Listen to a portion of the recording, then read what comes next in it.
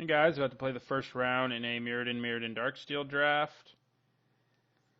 It's a single elimination draft, so hopefully we play more than the one round. And I would like to play first. And I think this is a pretty great hand, actually. We got the Leonin Scimitar early, and then we have Leaden Myrrh. We can play our Emissary of Despair, a Frogmite. Our Emissary can carry equipment well, and she can do like a serious amount of damage, like I was saying, in this format. I mean, she's already hitting for 3 mana, 2/1 with flying is already something that's like playable in limited usually, and especially in the olden days when creatures weren't as good. And then on top of that, her ability can just destroy people. So I think she's probably one of the better black uncommons. That isn't removal anyway in the set. In Darksteel anyway. Maybe not in the block as a whole. So our opponent deciding whether to keep his hand. But yeah, I mean, I lead off with our Scimitar. Turn 2 Myrrh. And I'd probably try to play a turn 3 Emissary of Despair if my opponent lets me do so. And then we have Frogmite as a backup plan. I mean, I think getting the Emissary down there as quickly as possible to start doing damage is ideal. So our opponent may actually not be here. So I'll be back with you when we figure out whether our opponent's keeping his hand. All right, our opponent has arrived. I'm going to lead with a Swamp. Play our Scimitar in the turn. Oh, I have an upkeep hold from an earlier game on. Don't need that right now. So you're going to play Scimitar too? The Disciple of the Vault. Okay. Could get interesting. I'm going to play our Myrrh. Yeah, it's even our artifacts, unfortunately, for us. Ooh, Spell Bombs, he can be pretty gross. Never really thought about that. Alright, so here's where we play our Emissary of Despair, and we're going to suit it up. And we're going to end the turn. Opponent doesn't have the blue to bounce yet, so that's good for us.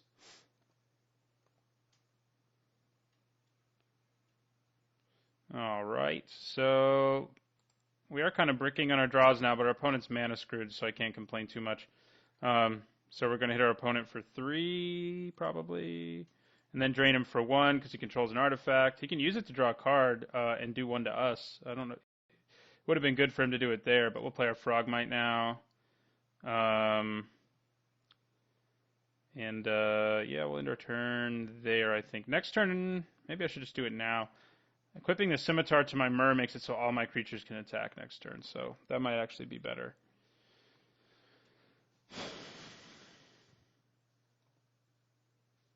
Draw a card with your Spell Bomb, dude, if you can't hit lands. You would do 1 damage to us, and you'd stop taking as much 1 more damage from my Emissary. So, which seems pretty legit to me.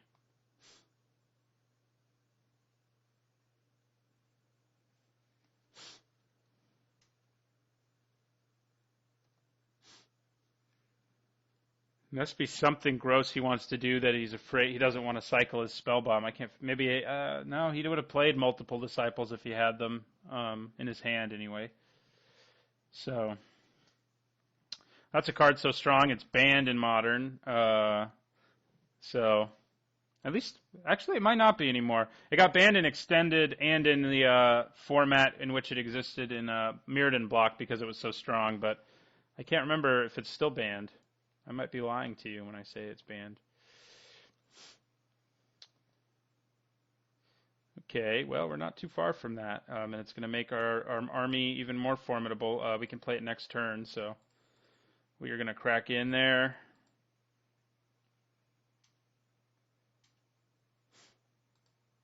For 6. Doesn't take any from the additional damage, though. So yeah, next turn we can play our Forger. To do it, though, we're going to have to tap our Mana Myrrh, so we may as well move the Scimitar over back to our Emissary now, while we don't need to have them hold on to the mana. Okay, well, we won that game. Our opponent had bad mana luck, and we had like a really sweet hand, so it was kind of hard to undo. We did not see a whole lot of what was going on. We saw spell bombs and Disciple of the Vault, and that was about it. Maybe in Whale of the Nim's worth it. I mean, but I don't think we saw enough to know it's worth it. I mean, we have lots of, Meridian Longbow can kill it, so, if we have to, so. But yeah, let's just hope for another sweet hand like that first one, I guess, because that was a good one. I mean, our opponent also couldn't interact with us at all, so that helped. This is a pretty good one, too. Not quite as good, but it's one I'll keep. I guess Terror is kind of bad against this guy, so hopefully it's not a complete dud. All right, turn on Scimitar.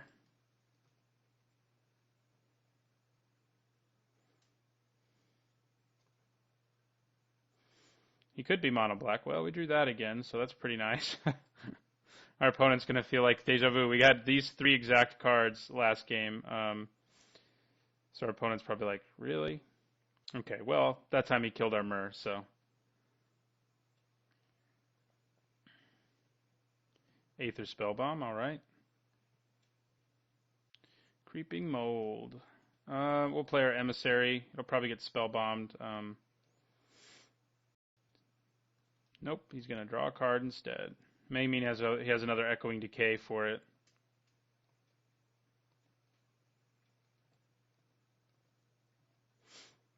Let's see what he's got. Chances are we can kill it. Yep, nope, never mind, we can't. But it doesn't have any power right now, so at least there's that. So we're going to equip. Could take him off of blue, but I think I'd rather hold on to Creeping Mold to deal with something that's more of a problem.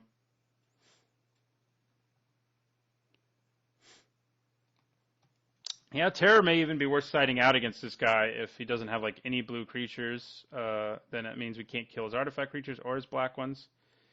That being an artifact creature. Okay, so he made his guy big enough that it can block our. Well, no, he's gonna get aggressive. I'm okay with that. There's our Nimlasher. His is a Shrieker, I guess. His is the good one with flying, actually. So I think we swing and then use Creeping Mold because we can get in for 1 more damage that way. Creeping Mold on the Cobalt Golem.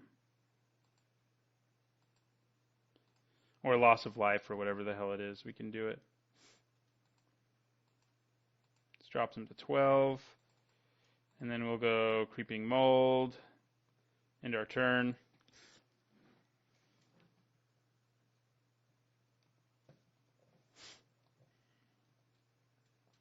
Ooh, well, that is a good card to Creeping Mold. Or it would be if, we had that option.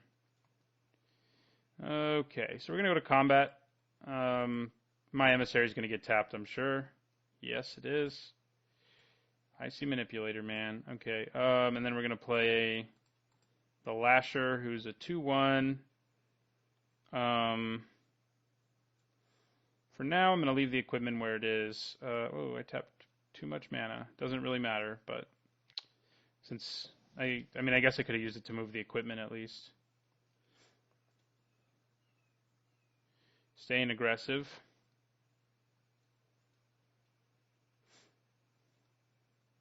Yeah, Terror may need to come out if we don't win this. Oh, hey, there's a target for Terror. Except he can return it to his hand. But I think it's probably worth it right here. If the only card in his hand's an artifact and he has to discard it, and we kill his Nurok Prodigy, I'm happy. So there we go. Okay, I think here we move the Scimitar over to the Lasher because the Emissary does way more damage right now because of the 2 artifacts he controls. So, yeah, that's what he taps. But we still swing for 3.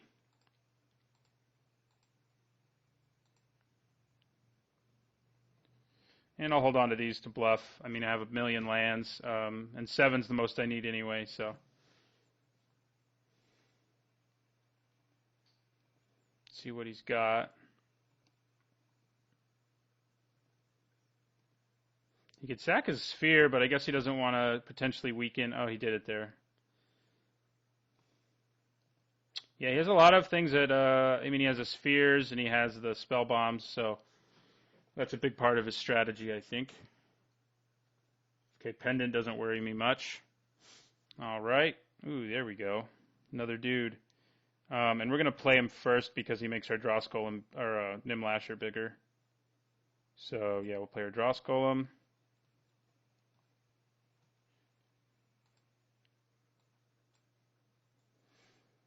Now it doesn't really matter which one he taps. They both do the same amount of damage.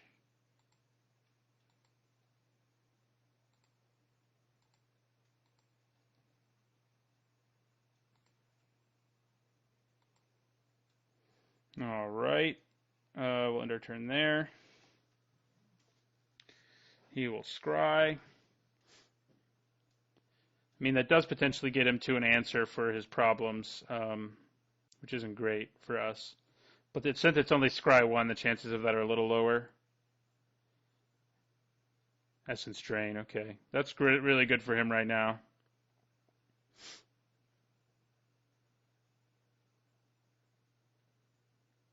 Gets him back up in life total. Okay, Chittering Rats. I don't mind you. Let's make him put the 1 card in his hand on top of his library. So he'll draw it again.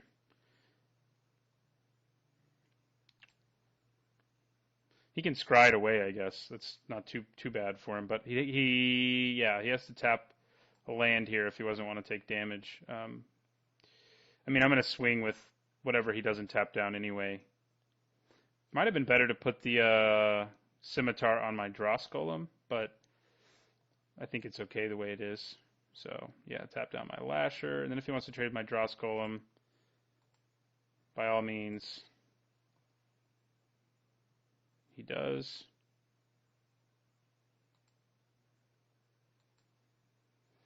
I mean, we have so much mana, I don't really need to move the Scimitar now to be careful. He is going to go ahead and scry that card away, it looks like. He is in top deck mode, and we have 2 dudes on the field, but he has an Icy Manipulator, so... Alright, and that can buy him some more time, too.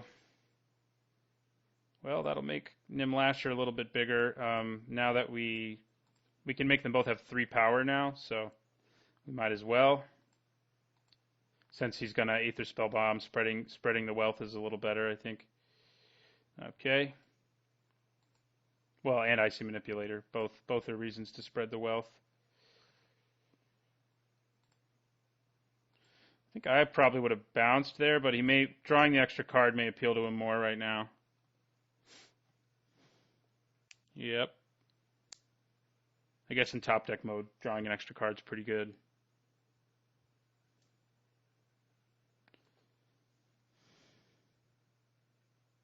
Put that on the bottom. It's probably another land. Yoshin Soldier. That is not cool. So that is a problem, a bit of one anyway. We'll play our Duskworker, who will be pretty good in the future. So we'll go to combat here. He's going to tap down my 4-power creature. Surprise, surprise. Wait, oh, for a second I thought he hit my rats. I was like, okay. Yeah. Now we do want to play lands because it makes Duskworker better the more lands we play. So next turn we probably swing with everything. I'm a little jealous of that scrying now that we're in like late game mode here. And he's like on the verge of stabilizing. That doesn't do a whole lot for him towards stabilizing. The Thoughtcast's pretty good though. Our Duskworker is a problem. Ooh, Lifespark Spellbomb. Interesting. Okay, well we're going to play it. Surprise, surprise. Makes our Nimlasher bigger. If we make one of our lands into a creature, that gives us another 3/3. We swing with that. If he taps, he'll tap down, I guess, Nimlasher or Duskworker here. And then we'll be swinging He'll tap down one of these, like I said. Is drawing a card better? The answer is probably, given the board state. There's too many things he could have in his hand, so I think we leave it for now.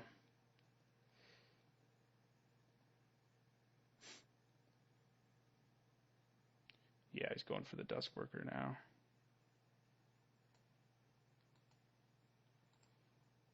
And we swing with both. He can trade with the Lasher, but I think I'm okay with that. And then this will just bounce off the other thing, so yeah. All right. Now, given the board state, we'll see if he plays a creature. If he doesn't play a creature here, Life Spark Spellbomb, making a dude into a creature may be ideal. If he plays a creature, it's probably not ideal. Because if he does do that, we have lethal, like, no matter how you roll it. So, yeah, we'll take one. You have a creature? You don't have a creature. Okay, I think I'm going to go for it with Life Spark Spellbomb here. We will play another land because it's relevant. And then we'll make our forest into a 3/3. Oh, except I have to pay green to do that, of course. We'll make that forest into a 3/3.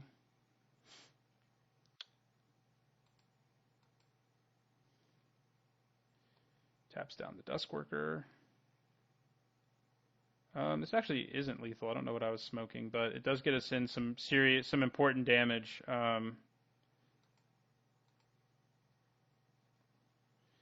Drops him to 2.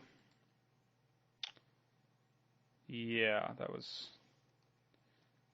not lethal. But we have him at 2. We just need to get another creature out there. Do I have any way to blow up this manipulator? I don't think so. Our longbow would be good, obviously.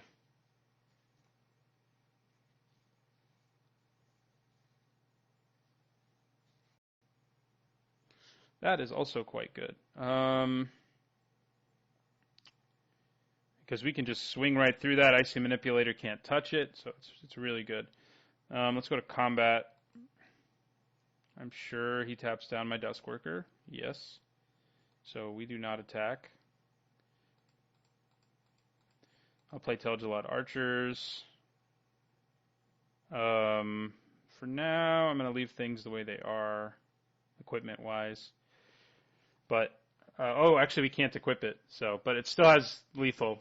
Yeah, the protection from artifact guys aren't so good with equipment, but if he doesn't play a non-artifact creature, the Tel'Gelad Archers can just swing through his Yoshin Soldier, and they can't be tapped down by his Icy Manipulator, so. Or removal. Removal would work for him, too.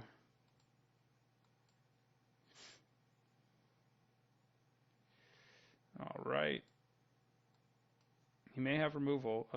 We're just going to swing with that because there's no point in swinging with both.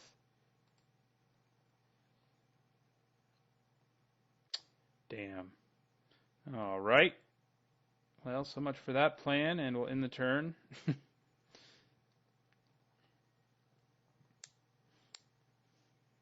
He is digging for a way out, and he may find it. All we have to do is draw Longbow, and we just will... No, we won't instantly win, because in response he can tap one of our creatures, but the second one we equip it to, we'll ping him for 1. And then the next turn we can do it again.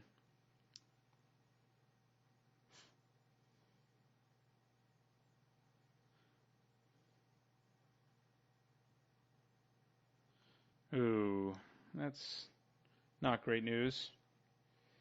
Nor is that. All right. Well, this thing may just kill us.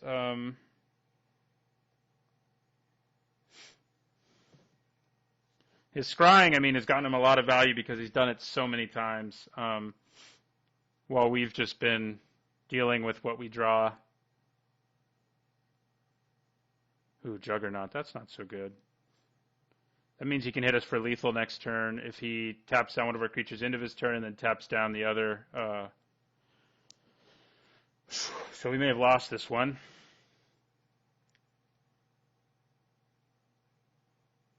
Ooh, well, that gives us another dude. And we'll play our Forger. So I'm going to put one there. That is not one. I guess I have to click. And I can put... I want to make them all so they can kill Yoshin Soldier, but there's no way to do that, is there? Oh, yes, there is. I can just put one there and one here, and that works pretty well.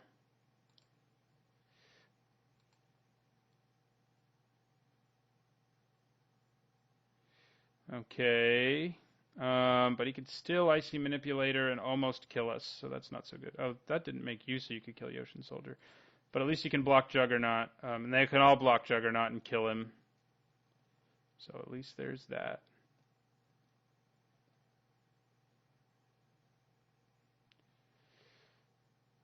Interesting. He's got to block my Duskworker now, but all he has to do is hold on to his Juggernaut, tap our guy down next turn, and he kills us. So I don't think we can attack here safely. So we won't, unfortunately for us.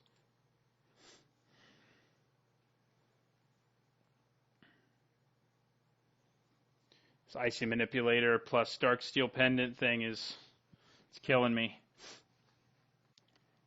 Literally. Well, not literally, but in the game.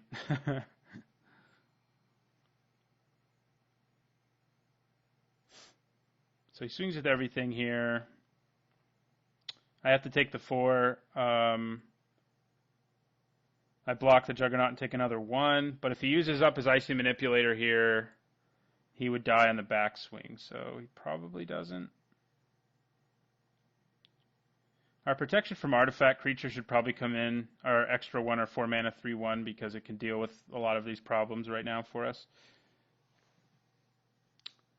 Hey, we didn't see like the Icy Manipulator action in game 1 because it went by so quickly. So, all right, Wormskin Forger is going to throw itself in the front of this Juggernaut, most likely. He's probably going to end up making me block with Duskworker, actually, by tapping down my Wormskin Forger, which I don't love. But things happen. Oh, interesting. Yeah, then we are going to block with that. We're going to drop to 2. But he's just going to kill us next turn, most likely. Yeah, definitely, I think.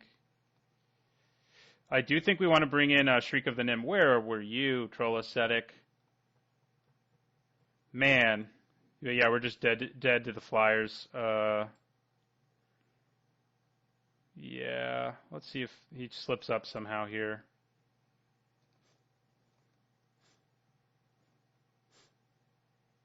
I mean, he has to block, but that doesn't really do us any good. But we're going to go ahead and let our rats take something out.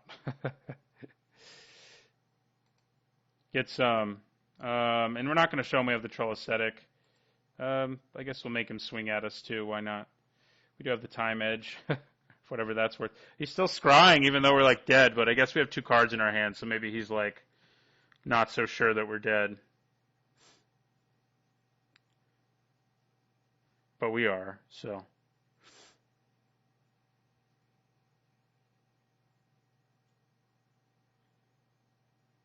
And we are dead. Icy Manipulator was manipulating me in that game. Whale of the Nim seems good.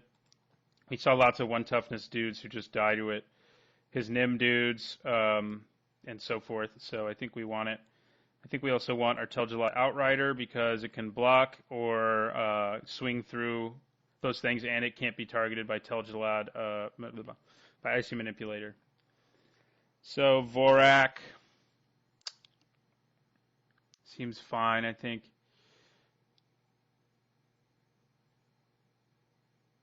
Maybe we lose Nim Abomination or Nim Lasher. Oh, we lose Terror. It's pretty bad. I mean, we saw 2 creatures we can target. I don't think that's enough, unfortunately. Whale of the Nim can deal with more things in his deck than terrors, so sadly. Where was that longbow, man? Where was it? You know, if I had used my Life Spark Spellbomb more smartly, I would have gotten to my Troll Ascetic a turn earlier, but... Okay. Dross Prowler's also not good against him, actually. It's like never going to be able to swing through stuff. At least the Lasher and the Abomination are both pretty big. Power-wise, and can trade with stuff.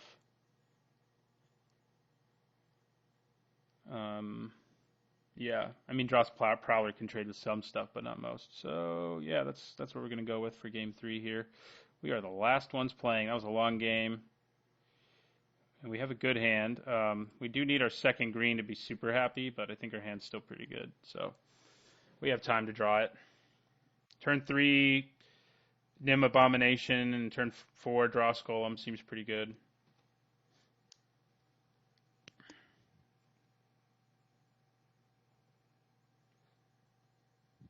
Neither our Troll Ascetic nor our Fingrin Firstborn has shown up, at least not. We saw the Troll Ascetic really late in the last game when it just didn't matter.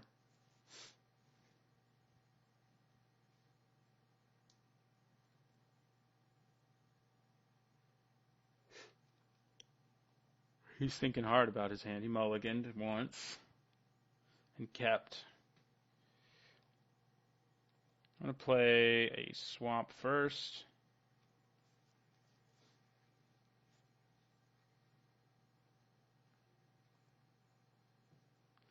Hey, there's double green. We probably play our Troll Ascetic on turn 3 now. I don't really think he has any way to deal with it, and it would quickly be awesome. So I don't think I need to wait till I can regenerate him because he can't be targeted by like anything. So let's just slam it out there. Pretty nice with Wormskin Forger.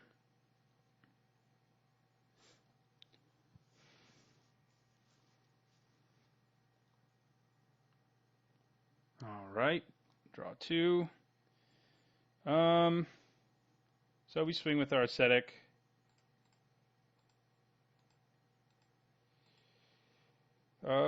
My question is, like, how quickly will Nim Abomination become irrelevant? And I don't think the answer is, like, especially soon, because his creatures are mostly so low on toughness. So we'll play our Abomination, and in the turn, drops us to 17. Our Wormskin Forger is going to be pretty great with Troll Ascetic. I think I might have already said that, but I just wanted to say it again.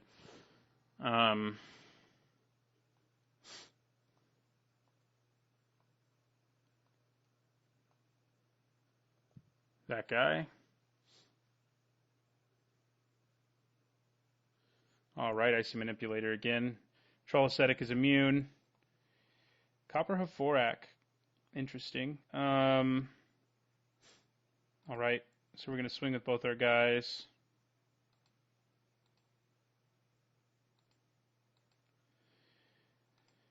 And then we can either play our Vorak or our Dross Golem. I think I'm going to play the Vorak because he can create more problems. I mean, especially right now when his Disciple can't attack, for example.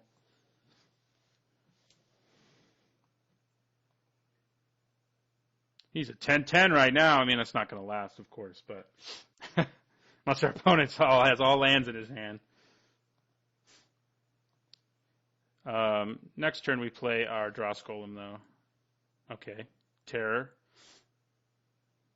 That can, in fact, deal with that creature, none of my other ones, so makes sense. Bouncing our Nim Abomination is not a bad plan because I'd have to play it again and take damage again. Okay, so to combat we go. He gets manipulated. We're going to swing. Dropping him to 8. And then we're going to play Dross Golem for 2. And Duskworker for 4. End our turn there. We need to forge some Wormskin, but we need 1 more mana to do it.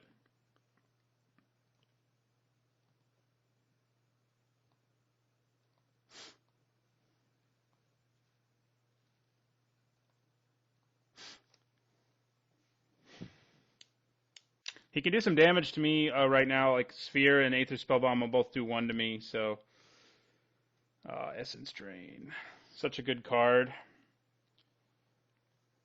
Does an additional damage to me because of his Disciple.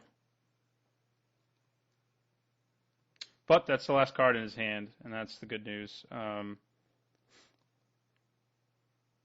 think if we play Wormskin Forger, because he has his Spellbomb, we just stack it all on our Troll Ascetic, because it can't get bounced by the Spellbomb like all my other creatures. If he cracks his Spellbomb, I'll probably spread it out more if he cracks it before we cast it. But he would have to do that. Otherwise, it's not really going to be worth it. Creeping Mold, hello. All right. I'm pretty happy about that. We're going to destroy his Icy Manipulator, just keeping him in the game, and beat us in the last game. Makes him use it now.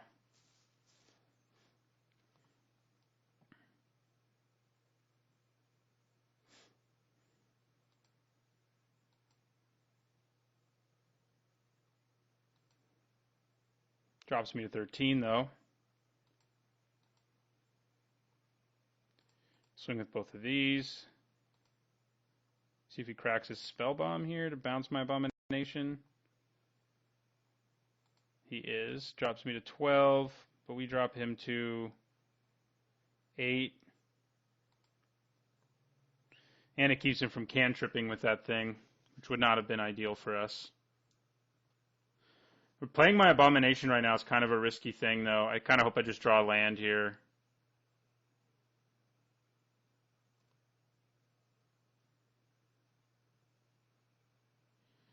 All right.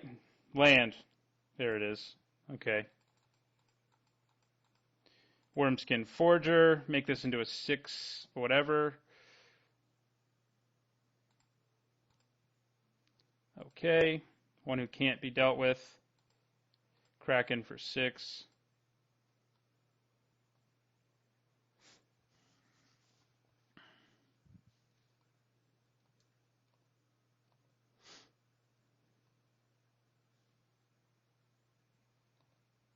What you got? Okay. Something that can make me regenerate my dude at least.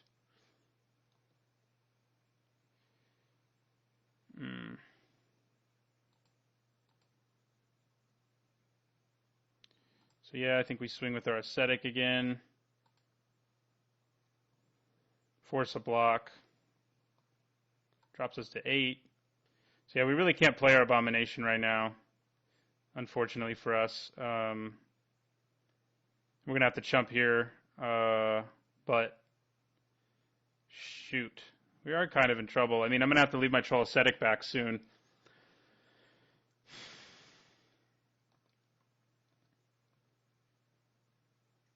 He can crack his Sphere and drop us to 7.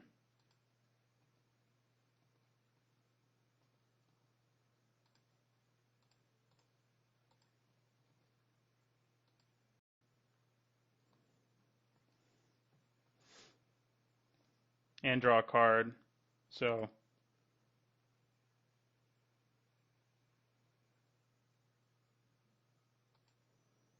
all right, things are getting ugly. That is really bad right now. We somehow have no artifacts. So does his chump blocking help us at all here? Is playing Nim Abomination worth it on a table with 2 artifacts? It'll drop us to 4, but the Nim Abomination can trade with Juggernaut, which will then drop us to 3 by trading with Juggernaut. Crap.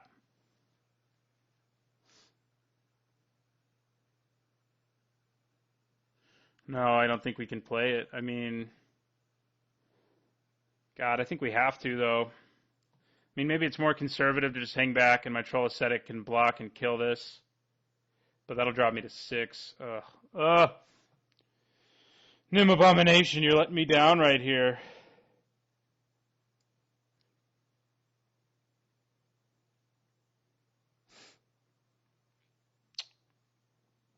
Dropping me to 4. He has 1 card in his hand.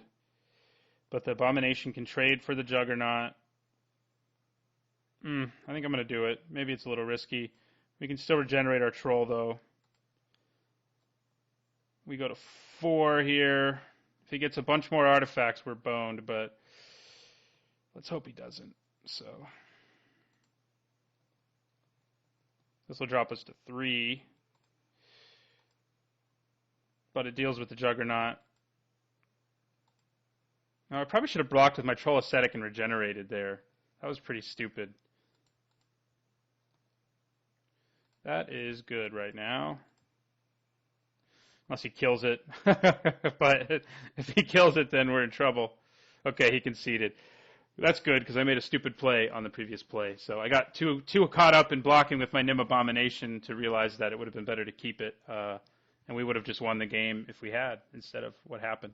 I mean, we did still win, but we would have won more easily. Didn't have to draw an Arcbound hybrid. All right, well, that was the first round. I'll see you guys in the second round. Don't forget